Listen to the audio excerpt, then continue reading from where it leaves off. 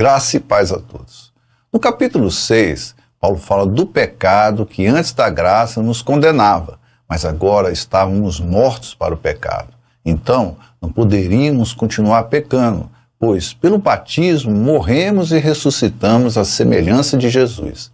Paulo faz uma comparação da morte com o batismo, onde no batismo morremos para o pecado e a partir dali nascemos para uma nova vida, sem pecado, à semelhança de Jesus. Esse capítulo é um dos mais mal interpretados, porque Paulo usa uma linguagem figurada e, como tal, não se pode interpretá-la ao pé da letra. Para Paulo, batismo é simbolicamente morte e renascimento, onde, ao nos batizarmos, estamos morrendo e nascendo para uma nova vida.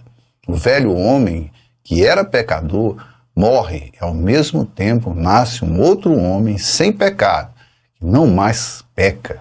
Claro que na prática é um pouco diferente, porque a santificação é um processo que leva a vida toda, isso com um grande esforço do Espírito Santo.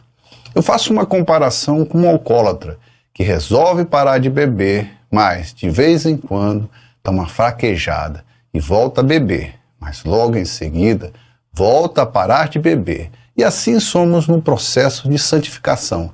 Podemos fraquejar de vez em quando, mas o Espírito Santo nos faz voltar ao caminho. Que diremos então? Continuaremos pecando para que a graça aumente? De maneira nenhuma. Nós, os que morremos para o pecado, como podemos continuar vivendo nele?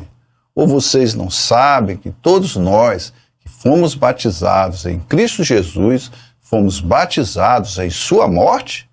Portanto, fomos sepultados com ele na morte por meio do batismo, a fim de que, assim como Cristo foi ressuscitado dos mortos mediante a glória do Pai, também nós vivamos uma vida nova. Em outras palavras, ao nos batizarmos, estamos nos unindo a Deus, por intermédio de Jesus, para uma vida de santificação, e o que fazíamos antes ficou para trás.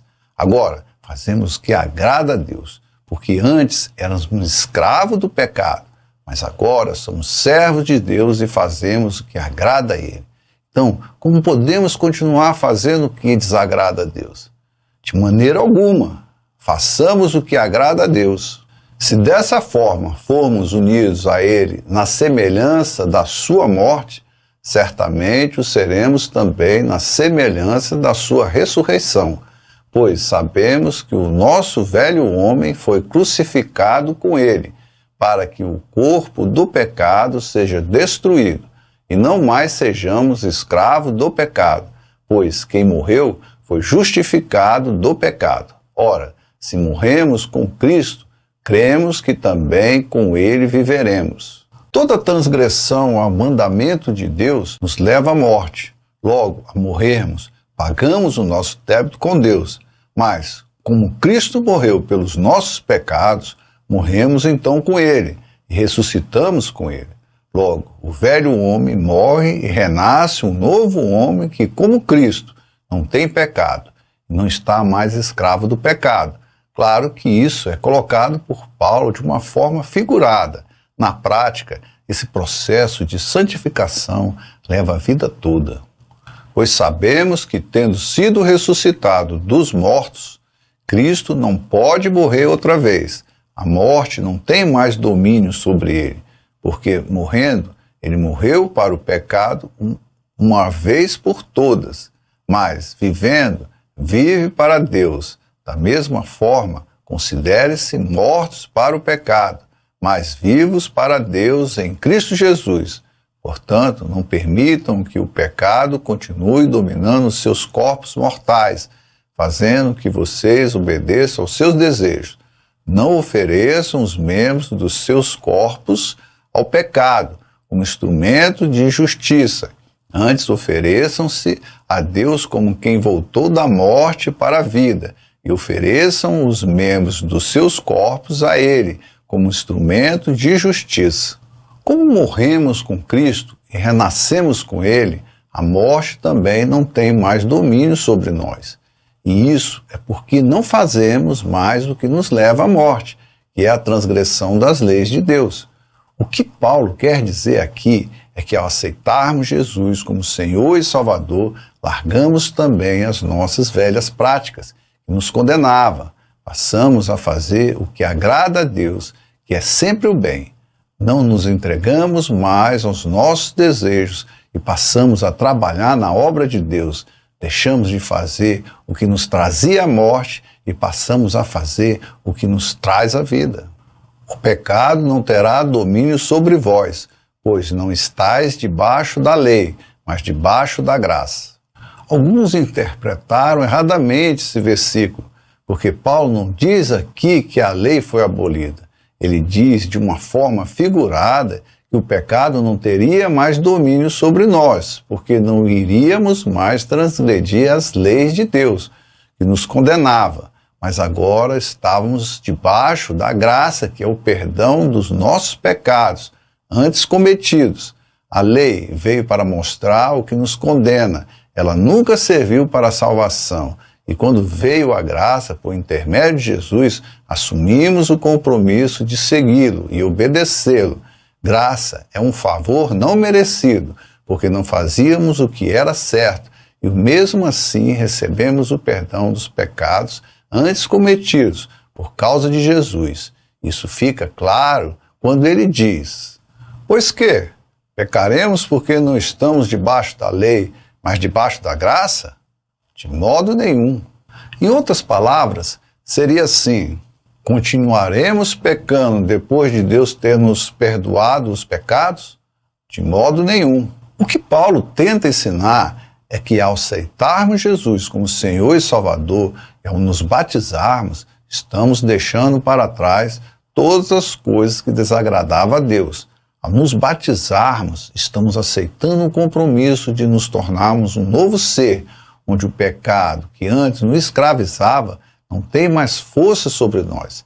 Estamos agora com Deus e fazemos o que agrada a Deus. Logo, não podemos fazer o que fazíamos antes. O velho homem morreu e surgiu um novo homem à semelhança do Cristo Jesus, que era perfeito. Não sabem que, quando vocês se ofereceram a alguém para lhe obedecer como escravos, tornaram-se escravos daquele a quem obedecem? Escravos do pecado que leva à morte, ou da obediência que leva à justiça. Mas graças a Deus, porque embora vocês tenham sido escravos do pecado, passaram a obedecer de coração a forma de ensino que lhes foi transmitida. Vocês foram libertados do pecado e tornaram-se escravos da justiça. Falo isso em termos humanos por causa das suas limitações humanas. Assim como vocês ofereceram os membros dos seus corpos em escravidão à impureza e à maldade, que leva à maldade, ofereçam-nos agora em escravidão à justiça, que leva à santidade. Quando vocês eram escravos do pecado, estavam livres da justiça. Que fruto colherão então das coisas das quais agora vocês se envergonham? O fim delas é a morte. Quando somos do mundo, fazemos o que é do mundo, ou seja, o que é da nossa própria natureza, e íamos contra a justiça de Deus. Mas ao se entregar a Deus, temos que fazer o que agrada a Deus. Então, quando Deus diz que não podemos fazer alguma coisa, obedecemos. E quando obedecemos, fazemos o que é certo. E isso é a justiça de Deus, que nos santifica. Antes estávamos distantes da justiça de Deus, porque não fazíamos o que era certo. Mas agora precisamos fazer o que é certo, porque é isso que Deus espera de nós. E agora assumimos um compromisso com Deus de fazermos o que é certo. Mas agora que vocês foram libertados do pecado e se tornaram escravos de Deus, o fruto que colhem leva à santidade, e o seu fim é a vida eterna. Pois o salário do pecado é a morte, mas o dom gratuito de Deus é a vida eterna em Cristo Jesus, nosso Senhor. Os frutos que colhemos é o amor, a misericórdia, a paciência, a perseverança, a bondade, o domínio próprio e a mansidão, que são os dons de Deus dados a nós, que nos leva à santidade. Veja que é Deus que, com seus dons, que nos capacita para uma vida em santidade, uma vida onde os nossos desejos não mais nos dominam e passamos a servir a Deus nessa vida e aguardando pacientemente a nova vida, onde viveremos para sempre em seu reino. Chegamos ao fim desse capítulo. Espero que tenham gostado. Se gostaram, dê o like, compartilhe, para que outras pessoas também vejam esse vídeo. Seja um semeador da palavra de Deus. Deus abençoe a todos. Fique na paz do Senhor.